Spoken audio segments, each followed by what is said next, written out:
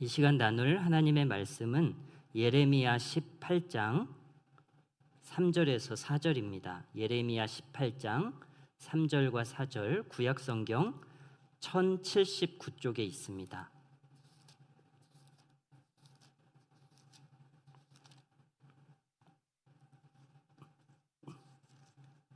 예레미야 18장 3절과 4절 길지 않기 때문에 같이 읽으면 좋을 것 같습니다. 함께 읽겠습니다. 시작. 내가 토기장이의 집으로 내려가서 본즉 그가 농로로 일을 하는데 진흙으로 만든 그릇이 토기장이의 손에서 터지매 그가 그것으로 자기 의견에 좋은 대로 다른 그릇을 만들더라. 아멘.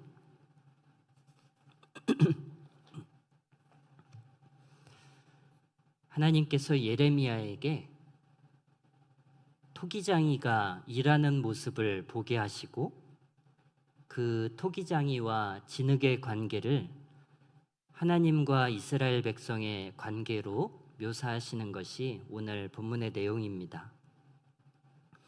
하나님은 자신을 토기장이로 묘사하십니다. 창세기 2장에서는 하나님이 사람을 흙으로 만드시는 장면이 나오죠. 꼭 창조시뿐만 아니라 하나님은 지금도 우리 인생을 그의 물레 위에서 하루하루 빚어가시는 줄로 믿습니다. 오늘은 본문 4절 말씀을 중심으로 살펴보고자 하는데요. 우리 4절을 한번 화면에 띄우겠습니다. 4절에서 첫 번째로 주목할 문구는 저 빨간색으로 표기한 터짐에 만들더라입니다. 터짐에 만들더라. 저는 이 문장을 보면서 터지는 걸로 끝나지 않고 다시 만드는 것으로 끝이 난다는 점에 참 감사했습니다. 인생을 살다 보면 가끔 인생에 금이 가고 깨지는 것과 같은 순간들이 있잖아요. 생각지도 않았던 병의 소식을 듣게 되거나 가족에게 어떤 힘든 일들이 닥칠 때 그럴 때 마치 우리 인생은 이제는 재기 불가능할 것처럼 산산조각 나는 그런 느낌을 받습니다. 이렇게 끝나는 것 같습니다. 아픈 일들이 없었다면 더욱 좋았겠지요. 생각하면 참 많이 속상합니다. 답답하고 마음이 아픕니다. 그렇지만 그래도 그나마 한 가지 다행인 점이 있다면 터지는 것으로 끝나지 않고 만드는 것으로 끝이 난다고 하는 거예요. 문장이 어떻게 끝나죠? 터짐에 다른 그릇을 만들더라. 터지고 깨진 것으로 끝이 아니고 토기장이의 손에서 다시 새롭게 만들어지는 것으로 문장이 끝나고 있습니다. 그러니까 내가 아직 이 그릇이 아직 장인의 손에 있다면 깨졌다고 해도 망한 게 아니에요. 내 인생이 토기장이이신 하나님의 손에 붙들려 있다면 그릇이 깨졌어도 그것으로 내 삶이 끝난 게 아니라는 말이에요. 왜냐하면 토기장이는 깨진 그릇을 가지고 또다시 작품을 만들 것이기 때문이죠. 결말은 아직 안 나왔어요. 하지만 분명한 것은 하나님이 깨진 그릇을 버리지 않고 다시 새로운 작품을 만들고 계시다고 하는 것입니다. 그러니까 중요한 것은 깨지고 부서졌어도 장인의 손을 떠나서는 안 된다는 사실이에요. 이게 중요해요. 깨졌냐 안 깨졌냐 그것보다 훨씬 더 중요한 것은 내가 장인의 손 안에 있느냐 없느냐예요. 깨졌어도 장인의 손 안에만 있으면 장인이 그것으로 다시 그릇을 만들지만 깨졌다고 해서 낙심하고 시험 들어 장인을 떠난다면 어떻게 회복을 꿈꿀 수 있겠냐는 말이죠. 내가 장인의 손 안에 있다면 산산조각 났어도 그가 할 수 있어요. 우리는 장인의 실력을 믿어야 합니다. 하나님은 깨진 그릇도 버리지 않습니다. 그는 깨진 그릇을 가지고 다시 빚어서 오히려 더 나은 그릇을 만드시는 분입니다. 이스라엘의 격언 가운데 하나님은 부서진 것들을 사용하신다라는 말이 있어요. 하나님은 부서진 것들을 사용하신다. 성경의 가르침은 때로 세상의 가르침과는 정반대인 경우들이 있죠. 이 말, 하나님이 부서진 것들을 사용하신다는 말도 그 중에 하나인 것 같아요. 우리는 생각합니다. 부서진 것이 과연 쓸모가 있을까? 세상은 부서진 것들을 사용하지 않잖아요. 부서지고 망가진 것들을 좋아하지 않습니다. 온전할 때 쓰고 부서지면 버리고 말죠. 뭐 물건만 그렇겠습니까? 사람도 마찬가지죠. 여러분, 직장에서 사람을 채용해야 할 때 누구를 뽑겠어요? 거칠고 깨진 삶을 살아온 사람보다 아무래도 좋은 환경에서 좋은 교육을 받고 자란 사람들을 더 선호하지 않겠습니까? 전에 자기소개서, 취업을 위한 자기소개서 쓰는 강의를 교회에서 모셔가지고 한번 들은 적이 있는데요. 기억나는 것 중에 하나는 단점을 쓰지 않더라고요. 사람이 강점만 있지 않잖아요. 다 약한 점들이 있잖아요. 그런데 단점을 안 쓰는 거예요. 굳이 써야 한다면 자기가 과거에는 이러했지만 지금은 그 문제를 잘 극복해서 도리어 그 과정에서 더 많은 것들을 배웠다, 이렇게 포장을 하는 거예요. 약점마저도 강점으로 바꿔서 써야지 자신의 약점을 그대로 노출하면 안 된다는 것이죠. 내가 예전에 이 문제로 힘들어했는데 지금도 그 문제로 어려움을 당하고 있다. 그러면은 누가 뽑겠냐는 거예요. 세상은 그런 것이죠. 깨어진 가정이나 중한 질병 또는 일탈과 같은 부서지고 망가진 인생을 살아온 사람들에 대해서 고운 시선을 보내지 않는 것입니다. 물론 시간이 지나면 점차 나아질 수 있지만 적어도 서류를 검토할 때 이것이 좋은 영향을 줄 것이라고는 기대할 수 없다는 거죠. 그러나 하나님은 독특하시게도 온전한 것보다는 깨어진 것을 더 선호하시는 분입니다. 이게 뭐 하나님의 취향이 독특하시다기보다는 하나님은 우리의 깨짐을 통해서 우리의 삶 속으로 들어오시기 때문인 것 같아요. 깨지지 않으면 하나님을 만나기가 참으로 어렵습니다. 산상수훈에 보니까 복 있는 사람 첫 번째로 기록되는 게 누구죠?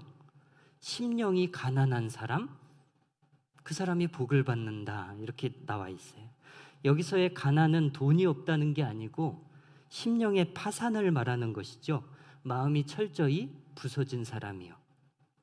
마음이 다 부서진 사람이야말로 하나님이 주려고 하는 그 복들을 받을 수 있는 사람이다라고 소개되고 있습니다. 이렇게 생각해 보면 쉬울 것 같습니다. 여러분, 우리가 주로 언제 기도를 하죠? 밥 먹을 때 빼고 언제 기도를 하죠? 평안하고 아무 문제 없고 다 잘 될 때입니까? 아니면 내 힘으로 해결할 수 없는 막막한 문제에 부딪혔을 때입니까? 언제 우리의 신앙이 절박해지죠? 그건 하나님의 전능하신 도움이 꼭 필요할 때예요. 이를테면 큰 사고를 당해서 의식 없이 누워있는 환자 앞에서 우리는 기도밖에 다른 길이 없음을 알게 됩니다. 또 열심히 노력했지만 여전히 자신은 없는데 시험을 봐야 될 때 우리는 하나님의 도우심을 갈망하게 되죠. 또 사업이 잘 되고 승승장구할 때보다는 어려움이 생기고 위기에 처하게 됐을 때 그때가 오히려 바쁘지만 더 하나님과 자주 만나게 되지 않습니까? 사람이 평안할 때는 하늘을 잘 보지 않습니다. 구덩이에 빠지고 사방이 막힌 것을 보고 나서야 하늘을 바라보게 되죠. 주님, 저 할 수 있는 게 아무것도 없습니다. 주님의 도우심이 없이는 아무것도 할 수 없습니다. 저를 불쌍히 여겨주시고 이 어려움 가운데서 건져주옵소서. 이렇게 철저히 무너진 심정, 파산한 마음이 있을 때 우리는 비로소 하나님을 찾게 되고 그 일을 통해서 하나님을 만나고 그가 주시는 복을 받게 된다는 것입니다. 나 잘났네 하는 사람들은 하나님을 만나기가 정말 어렵습니다. 예수께서 부자가 천국에 가기 어렵다고 하시는 말씀도 부자들은 아쉬운 게 하나도 없기 때문이에요. 사람이 아쉬운 게 있어야 대개 하나님을 찾기 마련인데 아쉬운 것이 없다 보니까 하나님 없이 살다가 그렇게 지옥으로 가는 것이죠. 하나님과 내가 연결되는 시간, 하나님을 깊이 만났던 시간은 대부분 가장 힘들었을 때입니다. 망가지고 부서졌을 때 우리는 이 깨진 시간을 통해 주님을 깊이 경험할 수 있습니다. 씨앗이 잘 자라기 위해서는 먼저 밭을 갈아엎어야 하지 않습니까? 딱딱한 땅에서는 씨를 뿌려봤자 뿌리를 못 내리기 때문에 식물이 자라지 못합니다. 그것이 잘 자라게 하기 위해서는 먼저 흙을 잘게 부숴야 하죠. 그래서 하나님은 씨를 심기 전에 뭔가 어떤 꽃을 피우고 열매를 맺게 하기 전에 이 밭을 가는 일, 우리의 땅을 뒤집는 일, 우리의 마음밭을 부수는 일들을 먼저 하시는 것입니다. 헨리 나우엔의 책 상처 입은 치유자처럼 어쩌면 좋은 치유자는 먼저 상처를 경험한 사람, 먼저 부서져 본 경험이 있는 사람인 것이죠. 우리는 깨지는 시간들을 싫어하지만 이런 일들이 이 사건이 내 삶에 없었으면 참 좋았겠다 늘 생각하지만 하나님은 그 없으면 좋았을 시간들마저 합력하여 선이 되게 하시는 분입니다. 우리 잠깐 그림을 하나 보고 싶은데요. 그림은 잠시 동안 띄워두겠습니다. 이건 초등학교 4학년이 그린 거북선 그림이에요. 아직 거북선은 채색이 안 되어 있는 상태고요. 배경만 색을 칠했는데 가만히 보면 왼쪽은 배경이 파랗고 오른쪽은 붉다는 것을 알 수 있습니다. 원래는 이 그림에 주황색은 예정에 없었다고 합니다. 아이는 푸른 바다에 떠 있는 거북선을 그리려고 했던 거예요. 그런데 초등학교 2학년짜리 동생이 형이 그리는 그림에 장난으로 주황색 색연필을 가지고 한쪽을 막 칠해 놓은 거예요. 색을 망친 거죠. 왜냐하면 배경이 바다인데 주황색 바다라는 것은 있을 수 없잖아요. 그런데 놀라운 게 뭔지 아세요? 형이 이 그림을 망쳤다고 생각해서 구겨버리는 게 아니고 그 주황색을 이용해서 재구성을 하는데요. 거북선의 앞에 있는 용의 머리에서 불을 뿜는 형태, 그래서 그 불로 적들의 배가 불타는 모습으로 그림을 재구성하였습니다. 검은 그을음과 불꽃이 거북선 그림에 해가 된 것이 아니라 도리어 거북선의 위상을, 그 전장에서의 활약상을 더 돋보이게 해준 것이죠. 하나님도 그런 분이라고 하는 거예요. 우리 그림은 괜찮습니다. 세상은 망가지면 버리잖아요. 멀쩡했을 때 잘 쓰다가 망가지면 쓰레기가 됐다고 생각해서 버리잖아요. 그런데 이 망가진 작품을 실수를 포함해서 그것을 오히려 더 놀라운 예술로 승화시키는 것이 바로 장인이신 하나님이 하시는 일들이라는 거예요. 우리 다른 사진도 하나 볼까요? 이것은 이란에 있는 테헤란 왕궁의 내부입니다. 실내 장식이 너무나 아름답게 반짝이고 있습니다.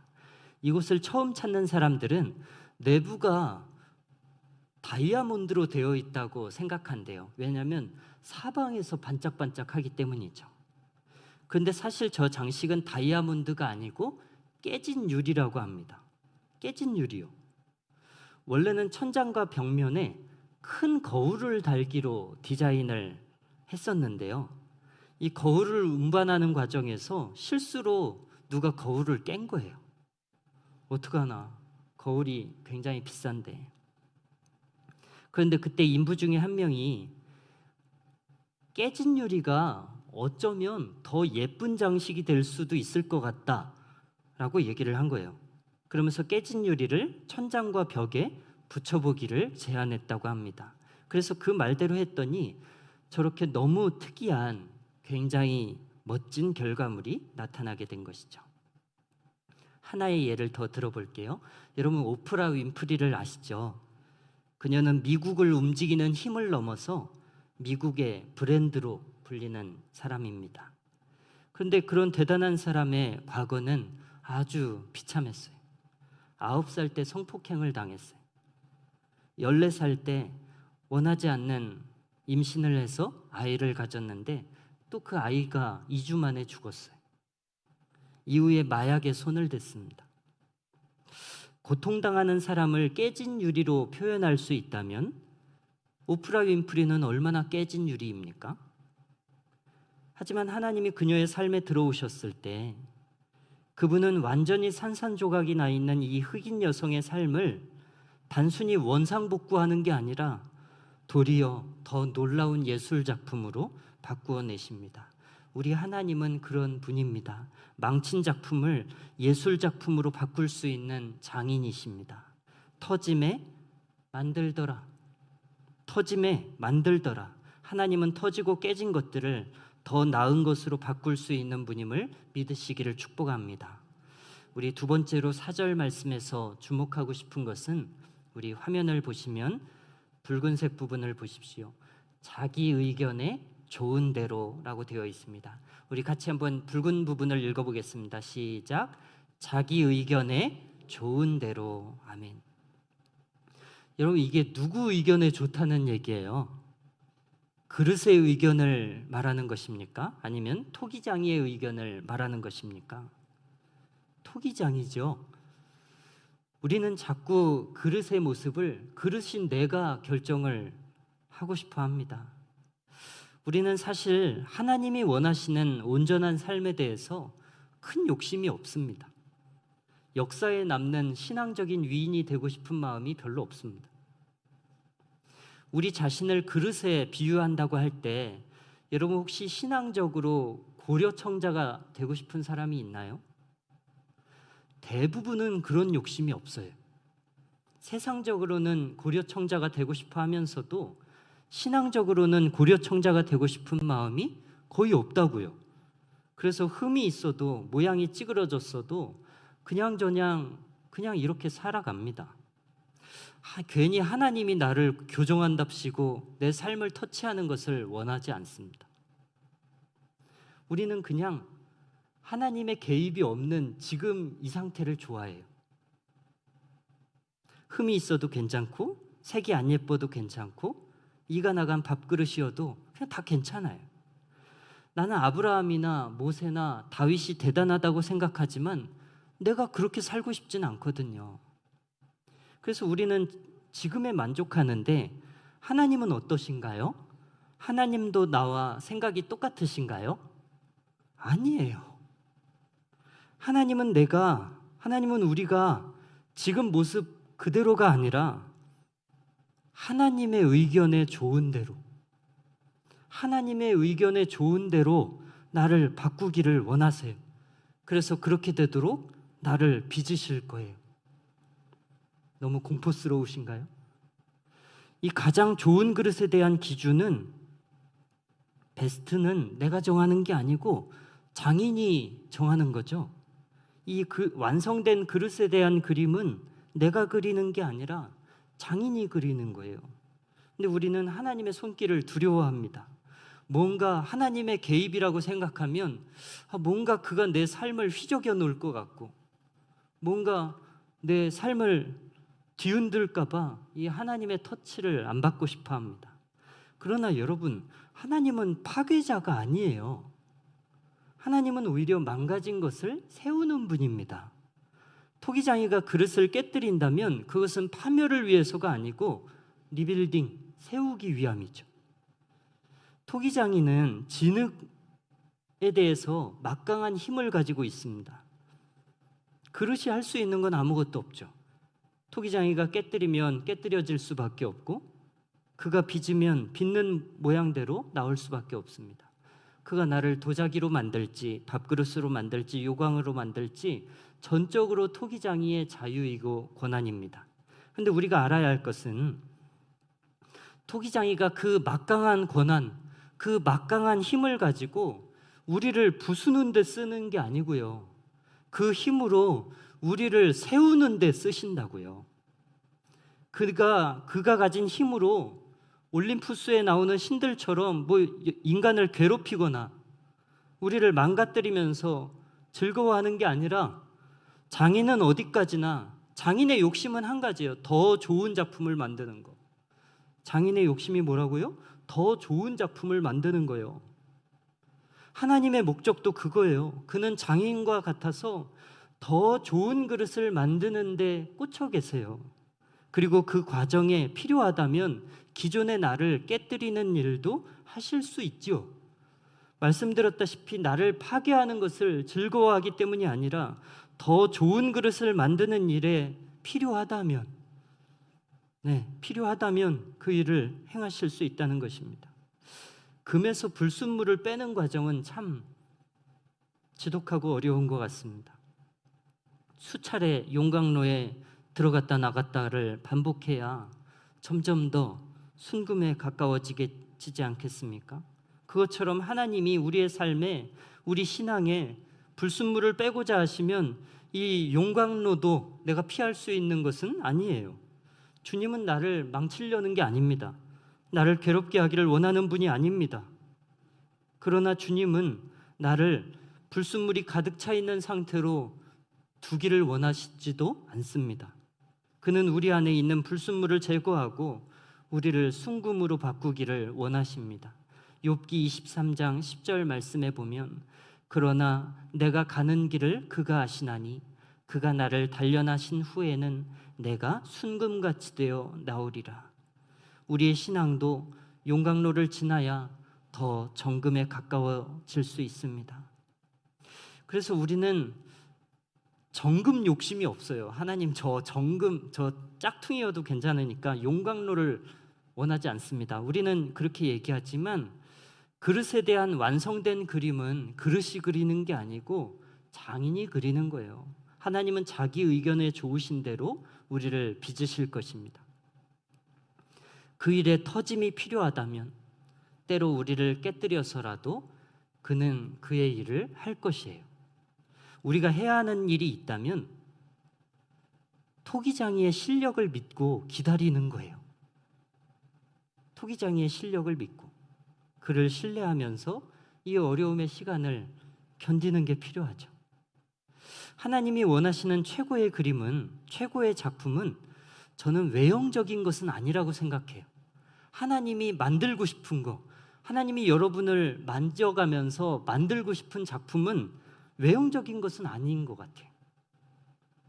하나님이 우리를 용광로에 넣으시는 것은 우리가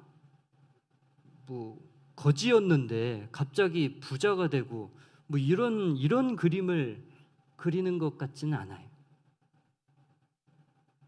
하나님의 최종 목표는 베드로전서 1장 7절에 있는 말씀이라고 생각합니다. 우리 말씀을 같이 한번 읽어보실게요. 시작. 너희 믿음의 확실함은 불로 연단하여도 없어질 금보다 더 귀하여 예수 그리스도께서 나타나실 때 칭찬과 영광과 존귀를 얻게 할 것이니라. 아멘. 확실한 믿음이요. 어떤 일에도 없어지지 않는, 금이 원래 불에 잘 안 타는데 그 금도 녹여버릴 만한 그 불 가운데서도 녹지 않는 그 믿음, 어떤 것에도 사라지지 않는 그 확실한 믿음으로 예수님 다시 오실 때 칭찬과 영광과 존귀를 받게 하기 위해서 이 확실한 믿음 하나 만들기 위해 하나님은 오늘도 저와 여러분을 그의 뜻대로 만져가시는 것이죠. 바라기는 이 하나님의 손길, 토기장이의 손길을 싫어하거나 멀리하지 않고 그를 신뢰하며 기대할 수 있는 저와 여러분이 되시기를 주님의 이름으로 축원드립니다. 우리 함께 찬양하고 기도하겠습니다.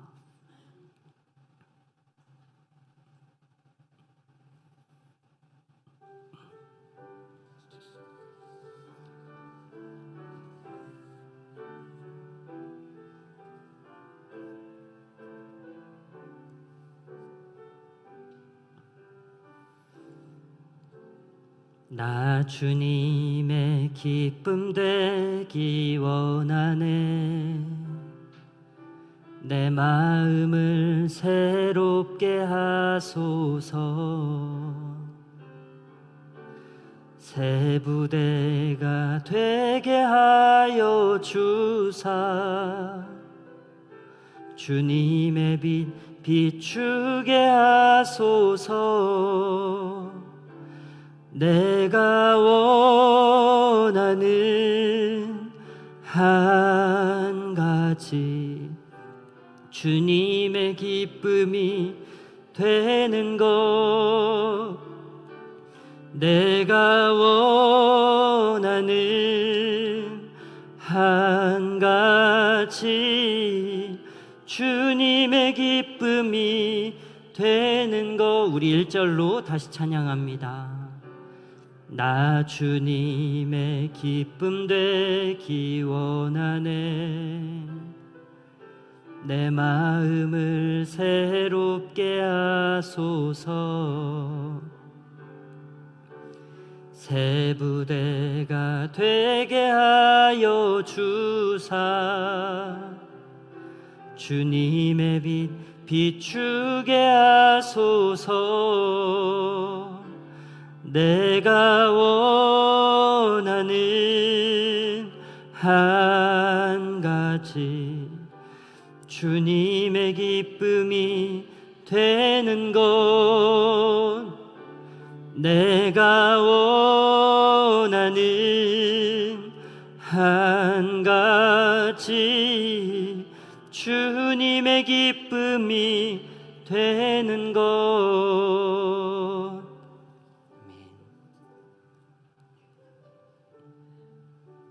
여러분, 우리 이 시간에 기도할 때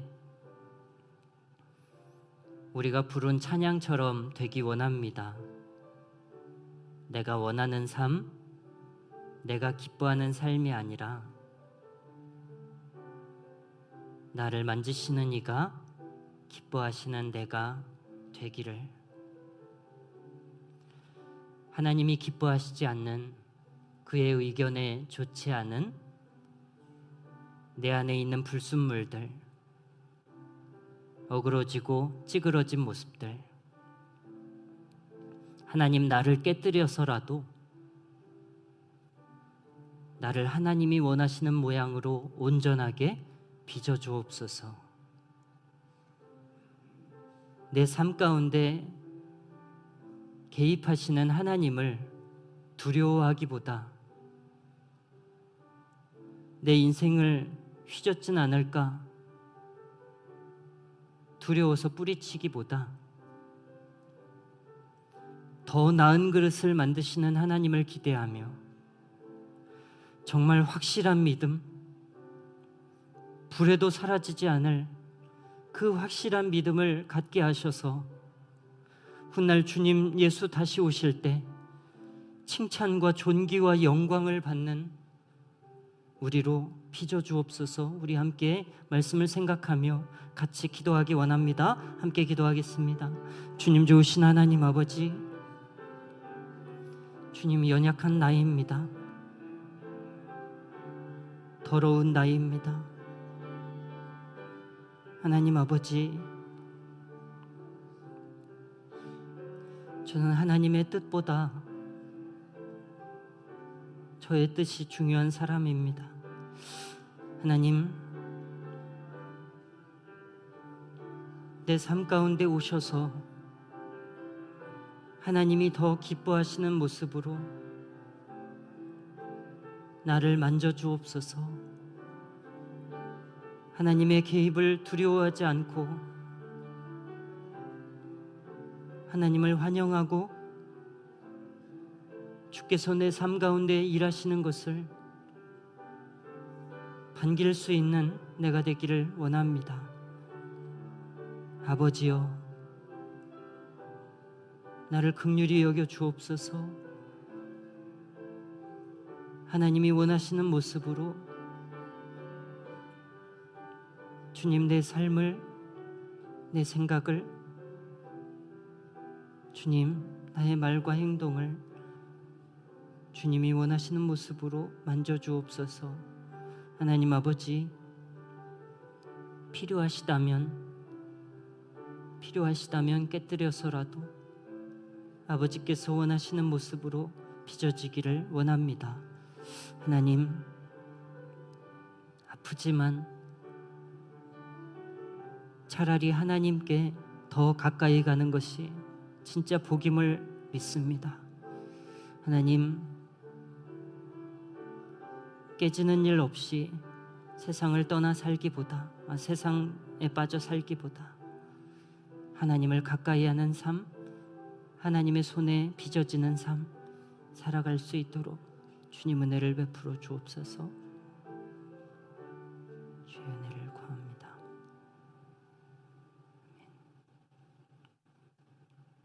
하나님 아버지, 토기장이이신 주께서 원하시는 대로 나를 빚어 주옵소서. 그리고 내가 꿈꾸는 인생 살기보다 하나님이 꿈꾸었던 인생, 하나님이 원하셨던 그 인생 살아갈 수 있도록 주여 우리를 만져 주옵소서.